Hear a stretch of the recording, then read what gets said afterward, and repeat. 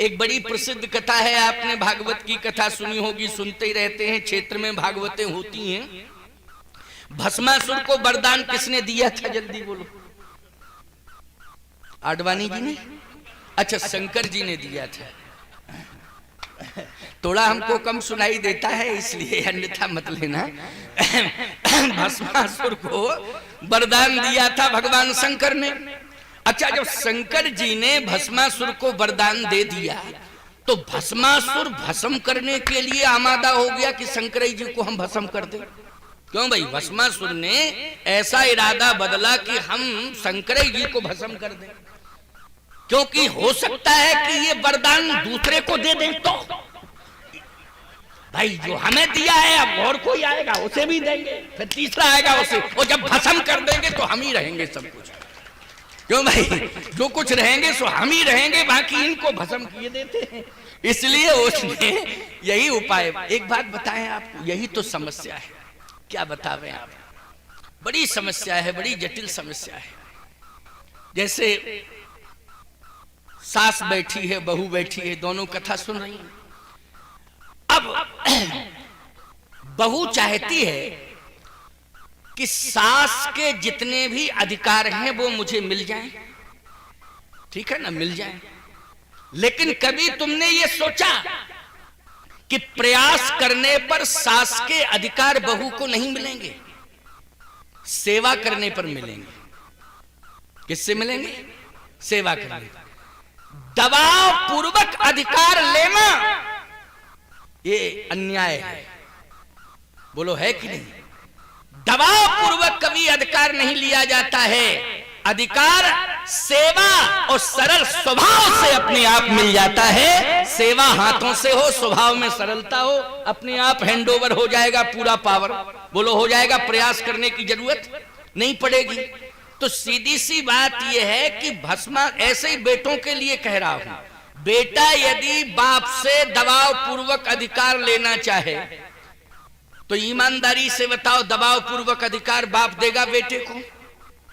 शिष्य गुरु से दबाव पूर्वक अधिकार लेना चाहे तो क्या गुरु शिष्य को दबाव में आकर के अधिकार देगा?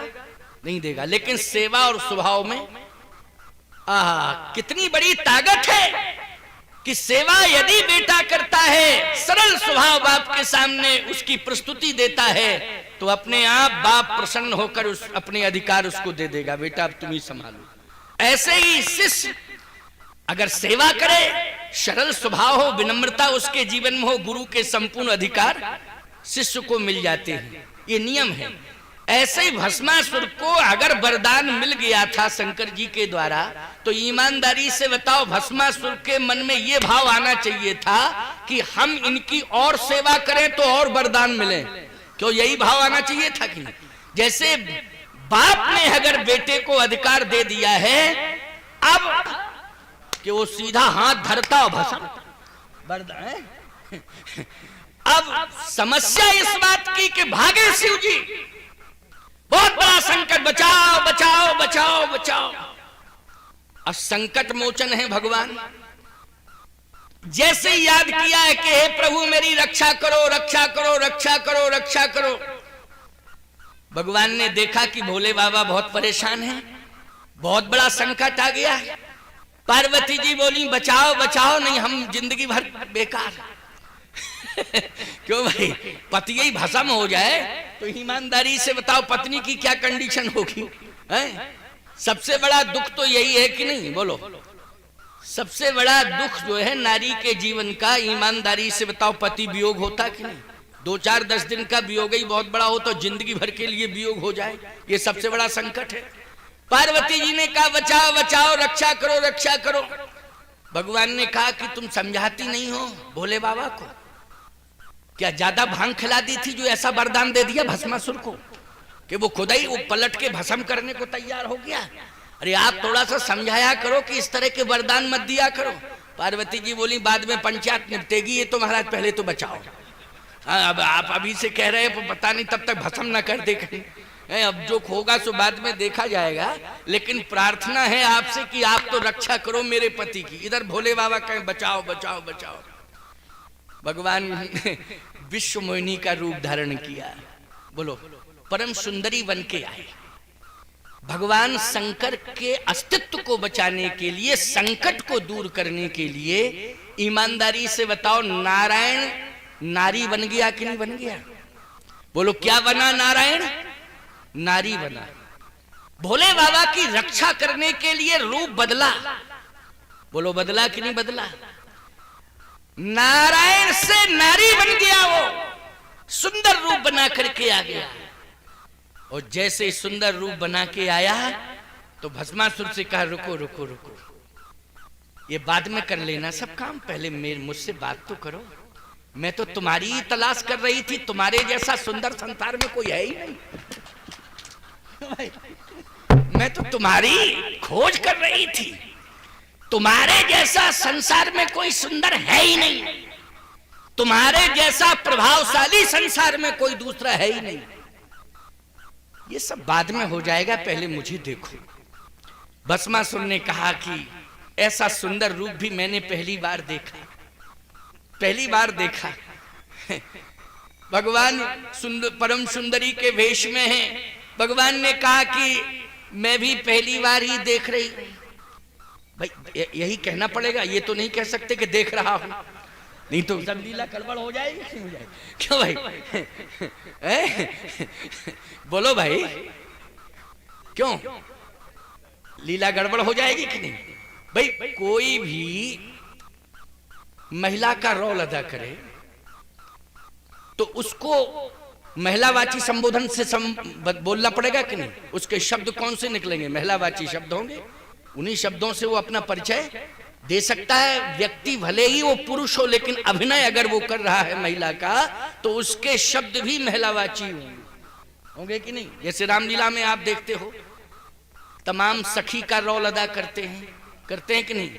तो सखी बन जाते हैं तो ईमानदारी से बताओ, ये कहते हैं कि मैं कह रहा हूं सुनो, तो पूरी लीला बेकार हो जाएगी कि नहीं हो जाएगी? है ना?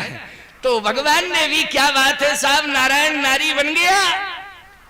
और उन्होंने कहा कि मैं भी आपकी ही तलाश कर रही थी, आप मुझे मिल गए, मन की बात हो गई। भोले बाबा इशारा कर रहे कि जल्दी इसको निपटाओ, नहीं मूड खराब इसका है इस समय। मूड खराब है, कहो मुझे भस्म बाद में करे, पहले आप ही को कर दे भस्म। क्यों भाई?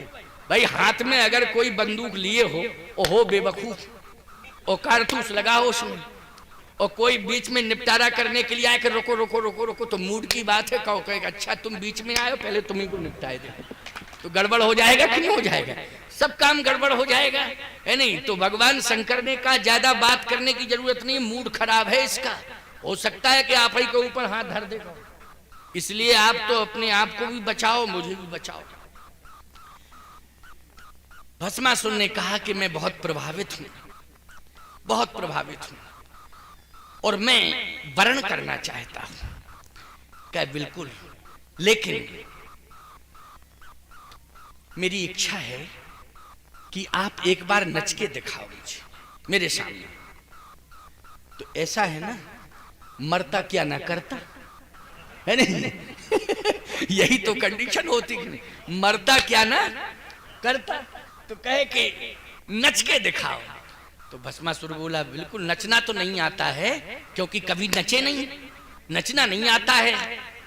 तो भगवान ने कहा कि मैं बताए देती हूँ, बता ही देती हूँ, अब क्या किया जाए, वो कहना ही पड़ेगा। तो नचना मैं सिखाए देती हूँ, कैसे नचा जाता है, कैसे? का ऐसा है कि एक हाथ थोड़ा कमर से लगाओ, तो उसने कमर से कहा एक हाथ ऊपर रखो। अब बोला ऊपर ऊपर, कहा संकोच नहीं, क्या संकोच करना है? अब ऊपर में थोड़ा सा झिझक रहा था कि नहीं, लेकिन फिर नहीं समझ पाया, कहा ऊपर रखो। तो जैसे ही भगवान ने बताया कि एक हाथ कमर से लगाओ, एक हाथ ऊपर रखो और फिर नचो, और जैसे ही एक कमर से लगाया हाथ और एक हाथ को ऊपर रखा, तो नचा क्या है, भस्म ही हो गया सीधा। नचा क्या, वो तो वहीं राख की ढेर हो गया सीधा। अब भोले बाबा ने कहा कि महाराज आपने मेरे प्राण बचा लिए, आप संकट मोचन हैं। क्या है? संकट मोचन है। सबसे बड़ा संकट आया है शिव के जीवन में, लेकिन आप संकट मोचन बन गए। अब मैं क्या कर सकता हूं, इतना ही वचन दे सकता हूं कि आपके जीवन में जब संकट आएगा तो मैं आपके लिए भी संकट मोचन बन जाऊंगा, ये मैं वचन देता हूं। तो बोलो आज भगवान शिव का वचन पूरा होने जा रहा है कि नहीं, कि राम जी के ऊपर जब संकट आया तो संकट मोचन कौन बने? को नहीं जानत है जग में, को नहीं जानत है जग में, कपि संकट मोचन नाम तिहारो। काज किए बड़ देवन के, तुम वीर महाप्रभु देख विचारो। कौन सु संकट मोर गरीब को, जो तुम से नहीं जात है तारो। बेग हरो हनुमान महाप्रभु, जो कछु संकट होए हमारो। को नहीं जानत है जग में, कपि संकट मोचन नाम तिहारो।